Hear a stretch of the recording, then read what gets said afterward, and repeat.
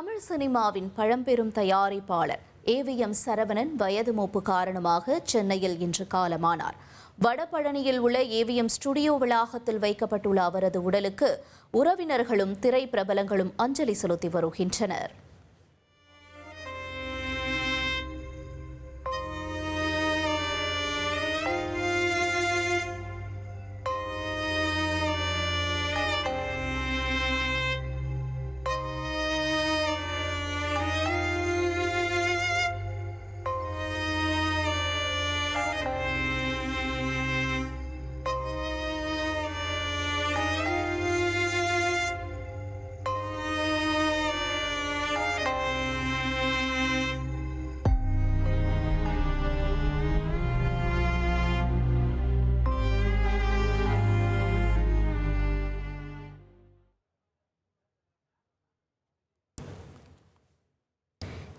AVM Saravanan மறைவினை தொடர்ந்து பல்வேறு திரைப்பிரபலங்கள் அஞ்சலி செலுத்தி வருகின்றனர். இந்த நிலையில் தொடர்ந்து திரு வைகோ அவர்களும் அஞ்சலி செலுத்திய பின்பு செய்தியாளர்களை சந்தித்து வருகிறார். அதனை பார்க்கலாம். புகழ் மலையாக இரண்டு சிகரங்கள் திகழ்ந்தன. ஒருவர் பெருமரியாதைக்குரிய ஏவி மெய்யப்பன் செட்டியார், இன்னொருவர் ஜெமினி ஸ்டுடியோ அதிபரான எஸ் வாசன். எப்படி ஜெமினியினுடைய திரைப்படம் தொடங்கும் போதே இரண்டு சின்னஞ்சிறுவர்கள் நாதஸ்வரம் வாசிப்பதைப் போல, எப்படி மெட்ரோகால்ட்வின் மேயர் படத்தில் சிங்கம் வந்து கர்ஜித்து விட்டு போவதைப் போல இருக்கும், அதுக்கு பிறகுதான் படம் ஆரம்பிக்கும். அதை போலத்தான் ஜெமினியினுடைய அந்த நாதஸ்வர வாசிப்போடு படம் தொடங்கும். ஏவிஎம் ஸ்டுடியோவை பொறுத்தமட்டில் அவர்கள் தயாரிக்கின்ற படங்களிலெல்லாம் நெடுநேரம் காதிலே ரீங்காரம் செய்து கொண்டிருக்கின்ற ஒரு இசை, அது தொடர்ந்து எல்லா திரைப்படங்களிலும் அந்த இசை கவர்ந்து இழுக்கின்ற இசையாக இருக்கும். இப்பொழுது நம்மையெல்லாம் விட்டு, இந்த மண்ணுலகை விட்டு மறைந்துவிட்ட சகோதரர் ஏவிஎம் சரவணன் அவர்களை நான் மிகுந்த நட்போடு பழகியிருக்கிறேன். கலை உலகிலே நான் நேசித்து பழகிய ஒரு சில நண்பர்களில் ஏவிஎம் சரவணன் அவர்களும் ஒருவராவார். ஒரு நாளும் நான் அவரிடம் அரசியல் பேசியதில்லை, அவரும் என்னிடம் அரசியல் பேசியதில்லை. அவருடைய அவருடைய ஏவிஎம் தயாரிப்புடைய படங்களை பற்றி பேசுவேன்.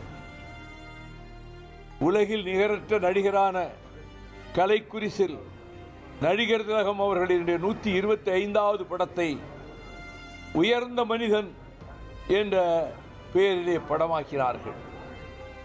ஏவிஎம் தயாரிக்கின்ற படங்களில் குடும்ப பாங்கான கதையம்சம்தான் முக்கியமாக இருக்கும். அப்படி எடுத்த படங்களிலேயே விண்ணளாவிய புகழை குவித்த படம் அன்பே வா.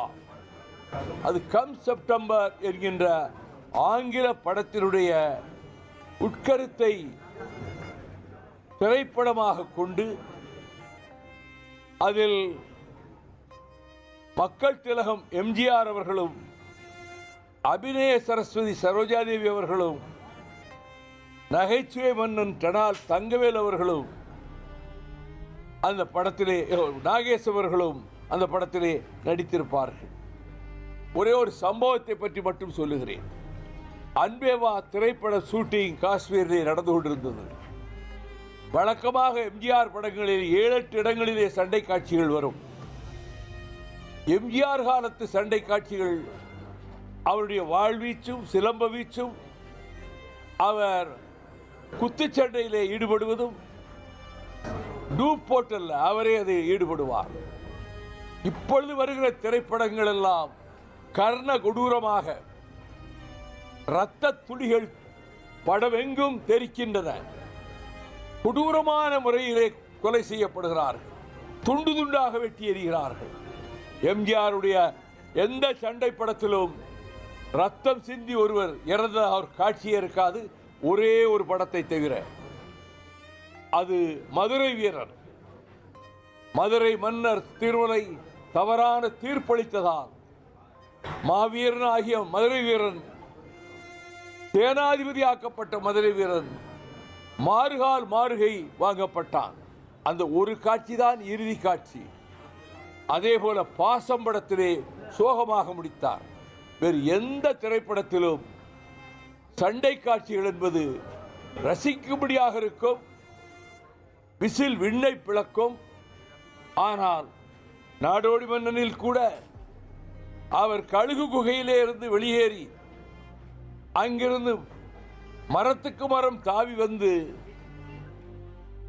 அங்கே இறுதி காட்சியிலே வந்து நுழைகிற அந்த சம்பவமும் கயிற்றுப்பால காட்சியும் எல்லாம் இருந்தாலும், அலிபாபாவிலே மிக கடுமையான சண்டை காட்சிகள் இருந்தாலும் ரத்தம் கொட்டுவதை போல காட்சியை எடுக்க எம்ஜிஆர் அனுமதித்ததே இல்லை.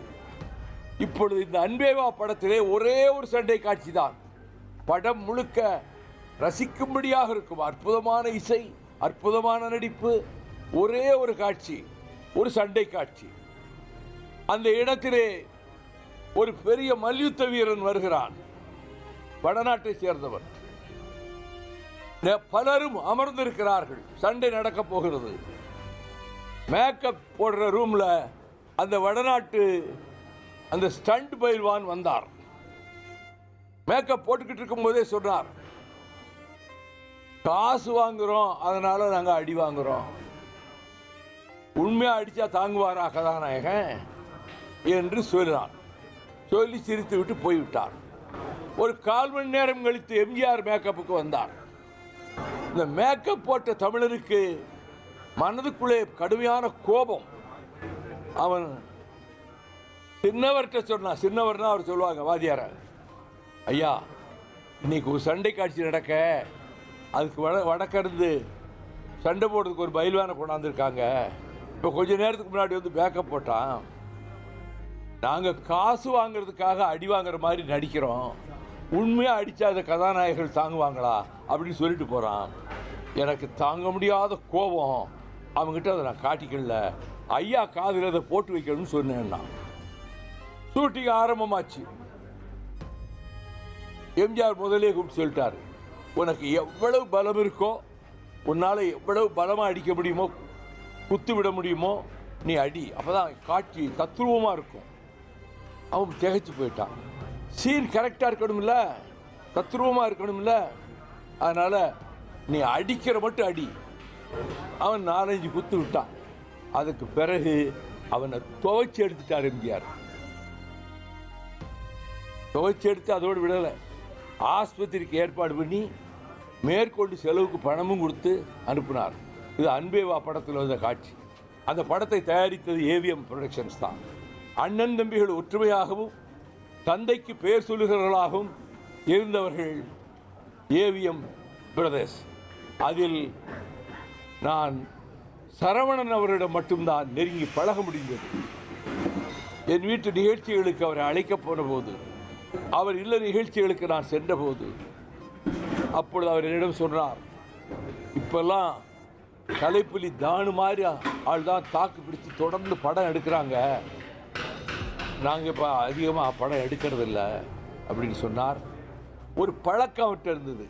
சின்னஞ்சிறு பிள்ளையாக இருக்கும்போது தகப்பனார் மெய்யப்பன் செட்டியார் முன்னால் கையை விரித்து நிற்கக்கூடாது, மரியாதை இல்லைன்னு கையை இப்படி கட்டிக்கிட்டே நின்னார் அவர் அப்பாவுக்கு முன்னாடி. அதுவே பழக்கமாயிடுச்சு. எந்த படத்துலையும் பாருங்க, எந்த புகைப்படத்திலையும் பாருங்க, சரவணன் 2 கையும் கட்டிக்கிட்டு தான் நிற்பார். அது அப்பாவுக்கு கொடுத்த மரியாதை. பார்க்க வருகிற நண்பர்களிடமும் அதே மரியாதையை காட்டினார், கலைஞர்களிடமும் அதே மரியாதை காட்டினார். பண்புள்ளம் கொண்டவர், மனிதாபிமானம் நிறைந்தவர், நட்பை தேசத்தை பெரிதும் போற்றுகிறவர். அவர் 100 ஆண்டு கடந்து வாழ வேண்டும் என்று விரும்பினாலும் அவரை மரணம் என்கின்ற அந்த பொல்லாத கழுகு கொத்தி கொண்டு போய்விட்டது. ஏவிஎம் புகழ் கலையுலகம் இருக்கிற வரையிலே நிலைத்திருக்கும் அந்த சகோதரர்களுடைய பெயரும் நிலைத்திருக்கும். ஏவிஎம் சரவணன் என்ற பெயரும் தமிழ் திரையுலகில் கலைஞர்களுக்கு மத்தியிலும் ரசிகர்களுக்கு மத்தியிலும் என்றைக்கும் நிலைத்திருக்கும்.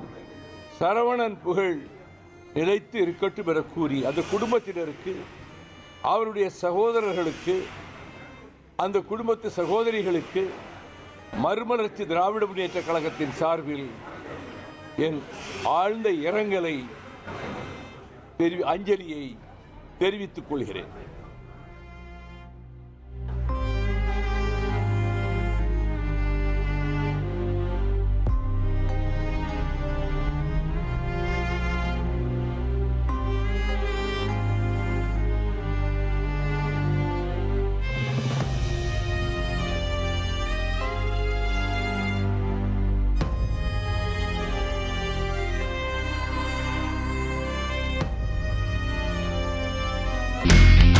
இனி செல்லும் இடமெல்லாம் செய்தி. தந்தி டிவியின் வாட்ஸ்அப் சேனலை ஃபாலோ பண்ணினா செல்ல இருக்கும் இடமெல்லாம் செய்தி. இதோ QR கோட் இப்பவே ஸ்கேன் பண்ணுங்க, ஃபாலோ பண்ணுங்க.